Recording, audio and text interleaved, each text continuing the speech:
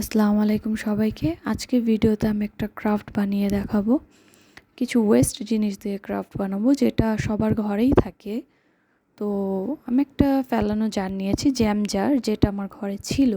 কিছু ডিমের খোসা, কিন্তু রং আর নেল পলিশটা শুধু বাইরের থেকে কিনে এনেছি। গ্লুও আমার ঘরে ছিল।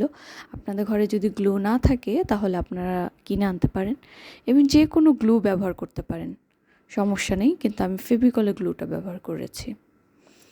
তো এরকম একটা ফেলানো জিনিস দিয়ে যে এরকম ক্রাফট বানানো যায়, তো এরকম আরও কিছু ক্রাফট আছে যেগুলো আমি বানিয়েছি। আমি আরেকটা ভিডিওতে আপনাদেরকে সেই ক্রাফটগুলো দেখিয়ে দেব। আপনাদের যদি ভিডিওটা ভালো লাগে অবশ্যই কমেন্ট করবেন এবং সাবস্ক্রাইব করে দিবেন। তো আপনারা যদি প্লাস্টিক রঙটা ব্যবহার করেন তাহলে অবশ্যই তারপিন অথবা কেরোসিন তেল রাখার চেষ্টা করবেন, যাতে হাতে অথবা অন্য কোথাও লেগে গেলে উঠাতে পারেন।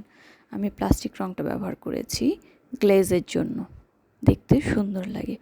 এরপরে সবার লাস্টে গোল্ডেন নেল পালিশটা শুকানোর পরে গোল্ডেন নেল পালিশটা অ্যাপ্লাই করবেন, যাতে রঙের সাথে দুই রঙ একসাথে মিক্স হয়ে না যায়।